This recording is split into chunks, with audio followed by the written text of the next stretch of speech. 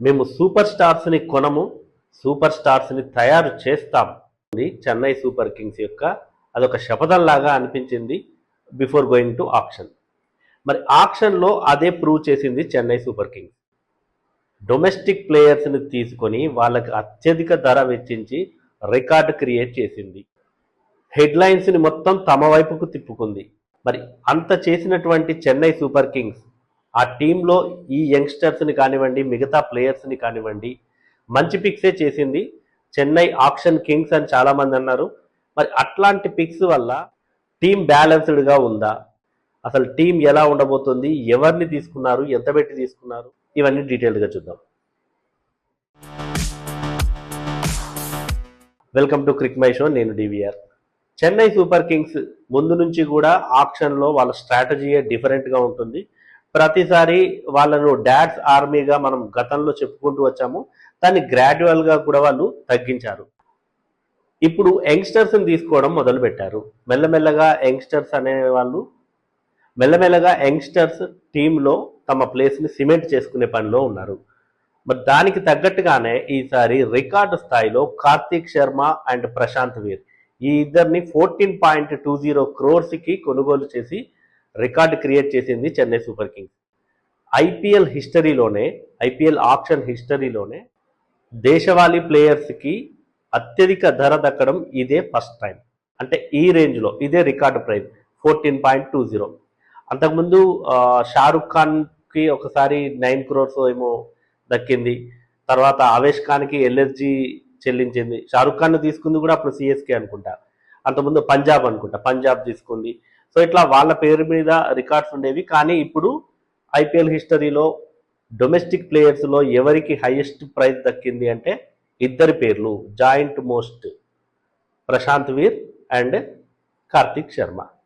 మరి ఈ ఇద్దరిలో అంత హిడెన్ టాలెంట్ ఏముంది అంటే టన్నుల కొద్ది టాలెంట్ ఉంది అన్నవి అయితే మనకు రికార్డులు చెప్తున్నాయి. రీసెంట్గా జరిగినటువంటి ఆ టోర్నీల్లో వాళ్ళ పర్ఫార్మెన్స్ కూడా చెబుతుంది. ప్రశాంత్ వీర్ని తీసుకుంటే తను జడేజాకి రీప్లేస్గా తయారు చేస్తాం తనని అన్నట్టుగా కనిపించింది సిఎస్కేది. ఎందుకు అంటే తను slow left arm orthodox bowler, hitting ability ఉంది, బ్యాటింగ్ చేయగలడు. తను యూపీ నుంచి వస్తాడు. నోయిడా సూపర్ కింగ్స్, యూపీ లీగ్లో కూడా నోయిడా సూపర్ కింగ్స్లో అద్భుతంగా ఆడాడు. ఆ సూపర్ కింగ్స్ నుంచి మళ్ళీ ఇక్కడ సూపర్ కింగ్స్కి వచ్చాడు, చెన్నై సూపర్ కింగ్స్కి. సో డెఫినెట్గా అతనైతే ఒక యంగ్ ప్రాస్పెక్ట్ అని చెప్పొచ్చు. తనని మరి తీర్చిదిద్దే పనిలో ఉంటుంది సిఎస్కే మేనేజ్మెంట్, ఎందుకంటే 14 crores అబోవ్ పెట్టింది కాబట్టి. నెక్స్ట్ ఇంకో క్రికెటర్ కార్తీక్ శర్మ. మరి Karthik Sharma wicket keeper batter, రాజస్థాన్కి చెందిన ప్లేయర్. తన స్టోరీని కూడా మనం అంతకుముందు వీడియోలో మాట్లాడుకున్నాము. కార్తీక్ శర్మ గురించి రాజస్థాన్ టు చెన్నైకి తను ఎలా వచ్చాడు, రాహుల్ చహర్ అండ్ దీపక్ చహర్ వాళ్ళ ఫాదరే ఇతన్ని ట్రైన్ చేశాడు, తను ఎవరిని చూస్తూ పెరిగాడు, మరి తను ఏం చేయాలనుకుంటున్నాడు, బిగ్ హిట్టింగే తన లక్ష్యము. సో ఇట్లాంటివన్నీ మనం ఆ వీడియోలో మాట్లాడుకున్నాము. డిస్క్రిప్షన్లో ఆ వీడియో లింక్ ఇస్తున్నాను, అది కూడా చూడొచ్చు. అయితే కార్తీక్ శర్మ మంచి హిట్టింగ్ ఎబిలిటీ ఉంది, వికెట్ కీపర్ బ్యాటర్ కాబట్టి తనని ఇప్పుడు ఆల్రెడీ ఎంఎస్ ధోనికి బ్యాకప్గా వికెట్ కీపర్గా సంజు శాంసన్ని తీసుకున్నారు. సంజు శాంసన్కి బ్యాకప్గా కూడా మళ్ళీ వికెట్ కీపర్గా ఇతన్ని తీసుకున్నారు, కార్తీక్ శర్మని. సో తర్వాత పరిస్థితుల్లో తగ్గట్టు వీళ్ళని ఎలా అయినా ఆడించవచ్చు, కంప్లీట్ బ్యాటర్గా కూడా ఆడించవచ్చు, అది వేరే విషయం. సో ఇతడైతే ఒక మంచి యంగ్ టాలెంట్ అని చెప్పొచ్చు కార్తీక్ శర్మ. నెక్స్ట్ తీసుకుంది రాహుల్ చహర్ని 5.20 crores తీసుకుంది. సో తను లెగ్ స్పిన్నరు, ఎస్ఆర్హెచ్లో లాస్ట్ సీజన్ ఆడాడు. తన పర్ఫార్మెన్స్ అయితే ఎస్ఆర్హెచ్లో అంత బాగా లేదు. మరి చెన్నై కండిషన్స్కి అతని బౌలింగ్ సరిపోతుందా, అతన్ని అందుకోసమే తీసుకున్నారా రాహుల్ చహర్ని. ఆల్రెడీ టీంలో స్పిన్నర్లు ఉన్నారు, నూర్ అహ్మద్ ఉన్నాడు, ఇప్పటికే శ్రేయస్ గోపాల్ ఉన్నాడు. శ్రేయస్ గోపాల్ ఏమో leg spinner, Rahul Chahar leg స్పిన్నరే, Noor Ahmad chinamen bowler. So కాబట్టి ఈ కాంబినేషన్ అయితే కొంచెం డిఫరెంట్గా ఉంది వీళ్ళకి, స్పిన్ ఆప్షన్ కూడా. అందుకోసమని రాహుల్ చహర్ని తీసుకున్నారు 5.20 crores. నెక్స్ట్ ఫారిన్ ప్లేయర్స్ విషయానికి వస్తే మ్యాట్ హెన్రీని తీసుకున్నారు, న్యూజిలాండ్ పేస్ బౌలర్. సో ఇతడైతే ఖచ్చితంగా సిఎస్కేకి ఒక మంచి అసెట్ అవుతాడని అయితే నాకు అనిపిస్తుంది. మ్యాట్ హెన్రీ తను ఇంటర్నేషనల్ పర్ఫార్మెన్స్ కూడా బాగుంది. తనని 2 crores తీసుకుంది సిఎస్కే. ఇతడితో పాటు జాక్ ఫోక్స్ జాక్ ఫోక్స్ కూడా న్యూజిలాండ్ పేస్ బౌలరే. సో తనని 75 lakhsకే తీసుకుంది. సో తను కూడా ఒక మంచి పేస్ బౌలర్. తనను కూడా ఎలా యూటిలైజ్ చేసుకుంటుంది, బ్యాకప్గా తీసుకుంది వీళ్ళకి. మ్యాట్ హెన్రీ కానీ, ఆల్రెడీ వాళ్ళకి నాథన్ ఎలిస్ ఉన్నాడు, ఇప్పుడు మ్యాట్ హెన్రీ. సో వీళ్ళకి బ్యాకప్ బౌలర్గా ఫోక్స్ని తీసుకున్నారు. అది కూడా 75 lakhsకే వచ్చాడు అతను. ఇక మరో స్పిన్నర్ని Akeal Hosein West Indies spin bowler, bowling all rounder అని చెప్పొచ్చు. తను బిగ్ హిట్స్ కొట్టగలడు, తనకు ఆ ఎబిలిటీ ఉంది. మరి అతన్ని అంతకు ముందు సీజన్లో ఎస్ఆర్హెచ్ తీసుకుంది, కానీ ఎస్ఆర్హెచ్ కూడా తనకి తగినన్ని అవకాశాలు ఇవ్వలేదు. వచ్చిన 1-2 అవకాశాల్లో కూడా తను పెద్దగా పర్ఫామ్ చేయలేకపోయాడు అకీల్ హుసేన్. కాబట్టి మరి తను ఐపీఎల్లో అయితే తనను తాను ఇంకా ప్రూవ్ చేసుకోవాల్సి ఉంది అకీల్ హుసేన్. మరి తనకి ఇక్కడ ఏదైనా అవకాశం దక్కితే కనుక డెఫినెట్గా ప్రూవ్ చేసుకుంటే సిఎస్కే అయితే తన మీద నమ్మకం పెంచుకుంటుంది. ఇక నెక్స్ట్ మాథ్యూ షాట్ని తీసుకున్నారు. హుసేన్ని 2 crores తీసుకున్నారు. మాథ్యూ షాట్ని 1,50,00,000కు తీసుకుంది. మాథ్యూ షాట్ మనకు తెలుసు కదా, ఆస్ట్రేలియా బ్యాటర్. అతను ఢిల్లీ క్యాపిటల్స్కి ఆడినట్టున్నాడు. సో తనైతే మరి బిగ్ బ్యాష్లో కానివ్వండి, బిగ్ బ్యాష్లో అడిలైడ్ టీంకి ఆడతాడు అతను. కెప్టెన్ అతనే ఓపెన్ చేస్తాడు. సో వీళ్ళకి మాథ్యూ షాట్ కూడా ఒక మంచి బ్యాటింగ్ ఆప్షన్ అని చెప్పొచ్చు సిఎస్కేకి.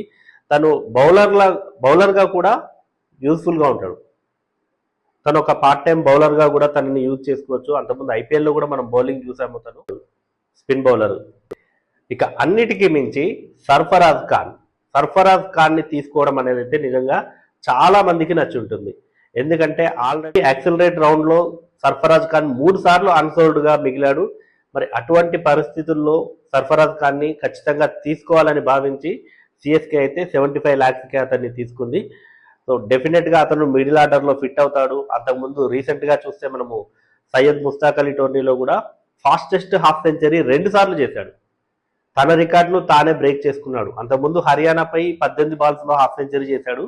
ఆ తర్వాత రీసెంట్ మ్యాచ్లో రాజస్థాన్పై 15 balls హాఫ్ సెంచరీ చేసి, సో ముంబై తరపున ఫాస్టెస్ట్ హాఫ్ సెంచరీ చేసిన బ్యాటర్గా తన పేరిట ఉన్న రికార్డునే బ్రేక్ చేసి మళ్ళీ కొత్త రికార్డును సృష్టించాడు. 15 balls హాఫ్ సెంచరీ చేశాడు. సో కాబట్టి తనైతే ఆ ఫైర్ మీద ఉన్నాడు. డెఫినెట్గా మరొకసారి తనను తాను ప్రూవ్ చేసుకోవాలన్న ఉద్దేశం అయితే తనలో ఉంది. ఆ కసి పట్టుదల అయితే కనిపిస్తుంది సర్ఫరాజ్ ఖాన్లో. డెఫినెట్గా అతనైతే ఒక మంచి పిక్ అని చెప్పొచ్చు. తనని మిడిల్ ఆర్డర్లో ఆడించవచ్చు. సర్ఫరాజ్ ఖాన్ని మిడిల్ ఆర్డర్కి సెట్ అవుతాడు తను. సో అమన్ ఖాన్ ముంబైకి చెందినటువంటి ఈ ఆల్రౌండర్, మంచి హార్డ్ హిట్టింగ్ బ్యాటర్ అని చెప్పొచ్చు ఇతన్ని. సో ఇతడు ఐపీఎల్లో 2 టీమ్స్కి ఆడాడు. కేకేఆర్ తరఫున ఒకటే మ్యాచ్ ఆడాడు. ఆ తర్వాత ఢిల్లీ క్యాపిటల్స్కి 11 మ్యాచ్లు ఏమో ఆడాడు. ఒక హాఫ్ సెంచరీ కూడా ఉంది ఇతనికి. గుజరాత్ టైటన్స్ పై 2023లో అనుకుంటా గుజరాత్ టైటన్స్ పై హాఫ్ సెంచరీ చేశాడు. సో వీళ్ళకి లోయర్ డౌన్ ద ఆర్డర్ ఒక హిట్టర్ కావాలి అంటే డెఫినెట్గా అమన్ ఖాన్ అయితే నేనున్నా అంటాడు. మరి అతన్ని టీంలో ప్లేస్ దొరుకుతుందా, ఎలా ఫిట్ అవుతాడు అన్నది వాళ్ళు చూస్తారు. సో దాని ప్రకారం అయితే ఇది కూడా ఒక మంచి పిక్ అనే చెప్పొచ్చు. అమన్ ఖాన్ మనం చూసాం, అతని బ్యాటింగ్ కూడా సో బిగ్ హిట్స్ కొట్టగలడు. ఒక మంచి ప్యాక్డ్ పవర్ హిట్టర్స్ అయితే ఉన్నారు సిఎస్కే టీంలో. ఇక టీం కూర్పు ఎలా ఉంటుంది, ప్లేయింగ్ 11 ఎలా ఉంటుంది, ప్లేయింగ్ 12ని తీసుకున్నట్టయితే ఇంపాక్ట్ ప్లేయర్తో కలిపి కూడా ఎలా సెట్ అవుతారు. ఆల్రెడీ ఓపెనింగ్లో ఆయుష్ మాత్రే ఉన్నాడు. ఆయుష్ మాత్రేకి తోడుగా సంజు శాంసన్. రుతురాజ్ గైక్వాడ్ నెంబర్ 3లో వస్తాడు. సర్ఫరాజ్ ఖాన్ని నెంబర్ 4 అనుకుందాం. నెంబర్ 5 డెవాల్డ్ బ్రెవిస్ ఉన్నాడు. Number 6 Shivam Dube. Number 7 MS Dhoni. Number 8 Prashant Veer. జడేజాకి రీప్లేస్గా వస్తాడు, జడేజాని రీప్లేస్ చేస్తాడు అనుకున్నాం కదా, ఆ ప్రశాంత్ వీర్ని నెంబర్ 8లో ఆడిస్తే. Number 9 Noor Ahmad. Number 10 Matt Henry. Number 11 Khaleel Ahmed. Number 12 impact ప్లేయర్గా నాథన్ ఎలిస్. సో ఈ రకంగా ఈ 12 అయితే మంచిగా పర్ఫెక్ట్గా కనిపిస్తుంది. కొంచెం మిడిల్ ఆర్డర్లో కొద్దిగా ఇన్ఎక్స్పీరియన్స్ కనిపించినప్పటికీ కూడా, అంటే డెవాల్డ్ బ్రెవిస్ కూడా ఎక్స్పీరియన్స్ ఏ లేదు, బట్ అతడైతే చాలా మంచి హిట్టరు, మంచి ఫినిషర్ అని కూడా చెప్పొచ్చు. సర్ఫరాజ్ ఖాన్ కూడా మంచి ఫైర్లో ఉన్నాడు. శివం దూబే ఉన్నాడు. టాప్ ఆర్డర్లో చూస్తే టాప్ ఆర్డర్ అయితే చాలా సాలిడ్గా ఉంది. ఆయుష్ మాత్రే లాస్ట్ సీజన్ కూడా చాలా ఇంప్రెసివ్ నాక్స్ ఆడాడు. దానికి తోడు సంజు శాంసన్, రుతురాజ్ గైక్వాడ్. సో బ్యాటింగ్ అయితే పర్ఫెక్ట్గా ఉంది, బౌలింగ్ కూడా ఉంది, స్పిన్ బౌలింగ్ కూడా ఉంది, స్పిన్ బౌలింగ్ ఆప్షన్స్ కూడా ఉన్నాయి. సో వీళ్ళకి యాక్చువల్గా వికెట్ కీపర్ బ్యాటర్లు ఎక్కువైపోయారు. ఆల్రెడీ సంజు శాంసన్ ఉన్నాడు, తర్వాత కార్తిక్ శర్మ 14 కోట్లు పెట్టి తీసుకున్నారు కదా, కార్తిక్ శర్మ వికెట్ కీపర్ బ్యాటరే, ఎంఎస్ ధోని వికెట్ కీపర్ బ్యాటరే, అండ్ ఉర్విల్ పటేల్ తను కూడా వికెట్ కీపర్ బ్యాటరే. సో 4 వికెట్ కీపర్ బ్యాటర్లు ఉన్నారు వీళ్ళకి. పేస్ బౌలింగ్ ఆప్షన్స్ కూడా ఉన్నాయి వీళ్ళ దగ్గర. ముఖేష్ చౌదరి, ఖలీల్ అహ్మద్, గుర్జప్నీత్ సింగ్, అన్షుల్ కంబోజ్. ఇక వీళ్ళు హెల్ప్ఫుల్ మీడియం పేస్ బౌలింగ్ వేయగల శివం దుబే ఉన్నాడు, ఇప్పుడు అమన్ ఖాన్ ఉన్నాడు, కొత్తగా తీసుకున్న అమన్ ఖాన్. సో మొత్తం ఒక 6 బౌలర్స్ అయ్యారు వీళ్ళకి, pace bowling plus medium pace కూడా అందులో మిక్స్. సో 6 అయితే పేస్ బౌలింగ్ వేయగలరు. స్పిన్నర్లు కూడా ఉన్నారు, నూర్ అహ్మద్ ఉన్నాడు, రాహుల్ చహర్ ఉన్నాడు, శ్రేయస్ గోపాల్ ఉన్నాడు, అఖిల్ హుస్సేన్ ఉన్నాడు, ప్రశాంత్ వీర్ ఉన్నాడు.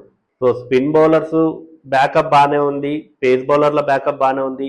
ఫారిన్ పేస్ బౌలర్లను చూసుకుంటే మ్యాట్ హెన్రీ ఉన్నాడు, నాథన్ ఎలిస్ ఉన్నాడు, జాక్ ఫోక్స్ ఉన్నాడు, జేమీ ఓవర్టన్ ఆల్రెడీ టీంలో ఉన్నాడు, జేమీ ఓవర్టన్ ఉన్నాడు.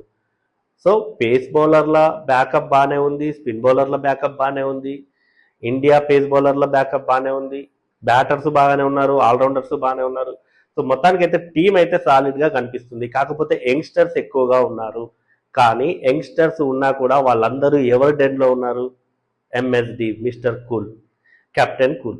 సో కెప్టెన్ కూల్ అండర్లో మరి వాళ్ళని ఎలా గ్రూమ్ చేస్తాడన్నదే ఇప్పుడు సిఎస్కే టార్గెట్. మనం ఆల్రెడీ ఆక్షన్లో వాళ్ళు తీసుకున్న విధానం చూస్తేనే అర్థమైపోయి ఉంటుంది, వీళ్ళు నెక్స్ట్ జనరేషన్కి అంటే నెక్స్ట్ టీంకి ఫ్యూచర్ టీంని తయారు చేయడానికి డిసైడ్ అయింది సిఎస్కే. అందుకే అందరినీ యంగ్స్టర్స్ని తీసుకున్నారు. సో ఎంఎస్ ధోని ఎట్లాగో ఉన్నాడు, డెఫినెట్గా వాళ్ళని గ్రూమ్ చేస్తాడు. ఆల్రెడీ సిఎస్కేకి ఆడిన వాళ్ళు ఎంతోమంది ఇండియాకి ఆడడం చూసాం మనము, అందరూ కొత్తగా వచ్చిన వాళ్ళే. మోహిత్ శర్మ కానివ్వండి, అప్పట్లో బౌలర్, ఈశ్వర్ పాండే అని ఒక బౌలర్ ఉండేవాడు, సిఎస్కేకి ఆడాడు, తర్వాత టీమిండియాకి ఆడాడు. సరే అక్కడ పర్ఫామ్ చేయలేదు, తను పక్కకి వెళ్ళిపోయాడు, అది వేరే విషయం. కానీ ఇక్కడ ఆడిన వాళ్ళు చాలామంది అయితే టీమిండియాకి ఆడారు. సో ఎంఎస్ ధోని మరి ఆ రకంగా తన కెప్టెన్సీలో మరి వాళ్ళని ఎప్పుడు ఎలా వాడాలి, వాళ్ళకి ఏం చెప్పాలి, వాళ్ళని ఎలా మోల్డ్ చేయాలన్నది అయితే ఎంఎస్డికి బాగా తెలుసు. సో డెఫినెట్గా వీళ్ళందరూ అయితే తన కెప్టెన్సీలో రాటు వెళ్తారని అయితే అందరూ అభిమానులు అయితే నమ్ముతున్నారు. అన్నిటికీ మించి ఇంకొద్ది మందిలో కూడా ఏ డౌట్ ఉంది అంటే, ఎంఎస్ ధోని ఇంపాక్ట్ ప్లేయర్గా వచ్చి రుతురాజ్ గైక్వాడ్కి కెప్టెన్సీ ఇస్తాడా? I don't think so. Ruturaj గైక్వాడ్కి కెప్టెన్సీ ఇచ్చి ఎంఎస్ ధోని ఇంపాక్ట్ ప్లేయర్గా వస్తాడని అయితే నేను అనుకోవట్లేదు. మేబీ ఒక సీజన్ చూస్తారు కావచ్చు, 1-2 సీజన్లు, అది ఎంఎస్డి ఇష్టము. సో మరి డెఫినెట్గా ఇప్పుడు వచ్చిందంతా యంగ్ టీం, ఈ యంగ్ టీంని లీడ్ చేయాలి అంటే ఇప్పుడప్పుడే మళ్ళీ రుతురాజ్ గైక్వాడ్ చేతిలో పెట్టడం అనేది కూడా కరెక్ట్ కాదు. దానికోసం ఎంఎస్డి 1-2 సీజన్లు వీళ్ళని చూసి అట్లీస్ట్ ఒక సీజన్ అయినా వీళ్ళందరినీ మోల్డ్ చేసి ఆ తర్వాత క్యాప్టెన్సీ మార్పు కానివ్వండి, మరి ప్లేయర్స్ మార్పు కానివ్వండి, అది నెక్స్ట్ బిగ్ ఆక్షన్ వరకు, నెక్స్ట్ మెగా ఆక్షన్ వరకు అయితే వీళ్ళని ఇట్లానే గ్రూమ్ చేస్తూ ఉంటుందని అయితే నాకు అనిపిస్తుంది. మరి సిఎస్కే టీం ప్లేయింగ్ 11, ప్లేయింగ్ 12 ఎలా ఉంటుంది? మీ ప్లేయింగ్ 12 ఎలా ఉంటుంది? ఇప్పుడు మనం చెప్పుకున్న ప్లేయింగ్ 12 ఎలా ఉంది? ఏమైనా చేంజెస్ అనిపిస్తున్నాయా? మీరు ఎవరిని పిక్ చేస్తారు? కామెంట్లో తెలపండి. సో ఈ వీడియోలో మీకు ఏదైనా ఒక పాయింట్ నచ్చింది, సో ఇది బాగుంది అని అనిపిస్తే మాత్రం డెఫినెట్గా లైక్ చేయండి. ఛానల్ అయితే సబ్స్క్రైబ్ చేసుకోవడం మర్చిపోకండి.